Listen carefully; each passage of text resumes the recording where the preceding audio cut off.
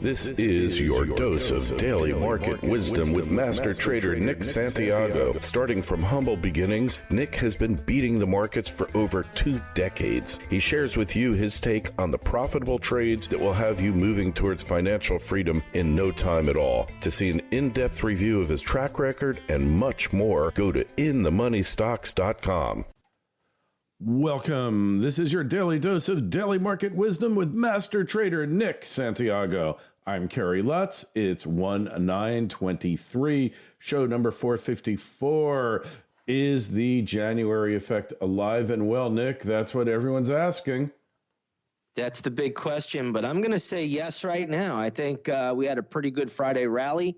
We had some conviction behind that rally, meaning the volume was very, very solid. And that should help us push up a little bit. As you know, the rally was based on the job report, weaker wages, and then you had a weaker than expected ISM report. Again, bad news is good news. So that just tells us that the rally will be temporary. But we saw bond yields pull back, and that helped a lot of investors think that the Fed could slow their rate increases or maybe even pause them altogether.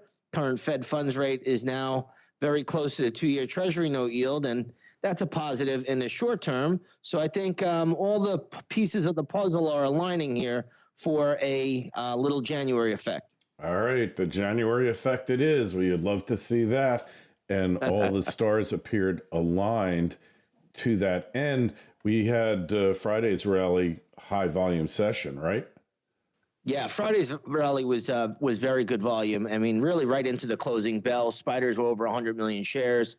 That's a key benchmark level to watch for all the time. So it was a good rally. There was conviction behind the move, and it happened on a Friday too, where a lot of traders are skittish to hold stocks into the weekend. So very, very good move, and I think that sets us up for a higher price in the near term. Okay, and the yellow metal is edging higher today, but you're thinking your upside objective of 1875 rather has been met, and it'll have to wait for another. Yeah, so gold is having another good session. I don't want to say anything's wrong. It's up 0.5%. It was soaring on Friday, but we hit our upside objectives, and when that happens, Kerry, I go into defensive mode. I'm not saying gold will tail off sharply here, but I do think the upside objective has been met. So if you own it, I would trail the stop loss. If you don't own it, I would leave it alone right now and wait for some kind of a pullback pattern if you want to get involved. Otherwise, wait for a big pullback pattern and you'll get a real good bottom in this thing down the road. So again, it's a trader's market right now and everything. The same could be said for silver. Silver is also holding up pretty well today, not declining, but that met its upside objective over a week ago, 2 weeks ago, in fact. And now, we've really just gone sideways for a while. So again, I'd be a buyer of silver on a pullback, and gold, I would probably wait for a more specific pattern. So we'll see how that plays out. But anytime these precious metals or anything for that matter hits the upside objective, you could always trickle a little bit higher, but usually that's about all that you're going to get out of it. All right. I see your point there. And look, 1900 though, is it possible it's going to hit 1900? Oh, it's certainly a possibility. I wouldn't rule anything out, especially if the dollar pulls back. I think you could go to 1900. I wouldn't rule it out. All I would say is that 1775 was what I had penciled in at, and when we were much, much lower. Now that level's been satisfied, I'm not saying you can't creep up a little bit, but I would be a little bit cautious doing it.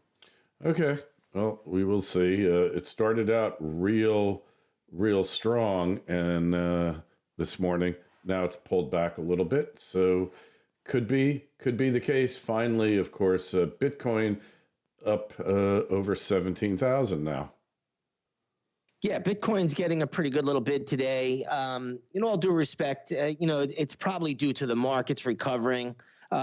People are feeling a little bit more jolly that you had that big Friday rally. We're getting a little follow through today. Bitcoin, when I looked at it earlier today, and I don't do a lot of work on it, but maybe they could even get this into 1800, 1850. I wouldn't rule that out. bigger picture, nothing has changed. This thing, when the markets start to decline again, this thing's going to probably lead the charge. And, I'm looking for it ultimately to head south to around 11,000 or lower. So I would be very, very careful.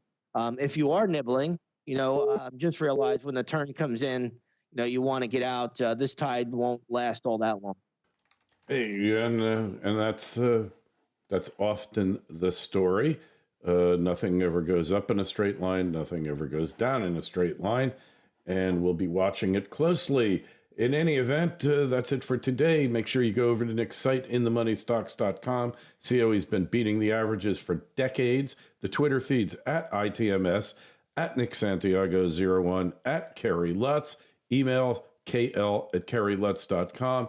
And while you're at it, please post your YouTube comments. We'll get to as many as we can. And Nick, we will talk to you on Wednesday. Sounds good, Kerry.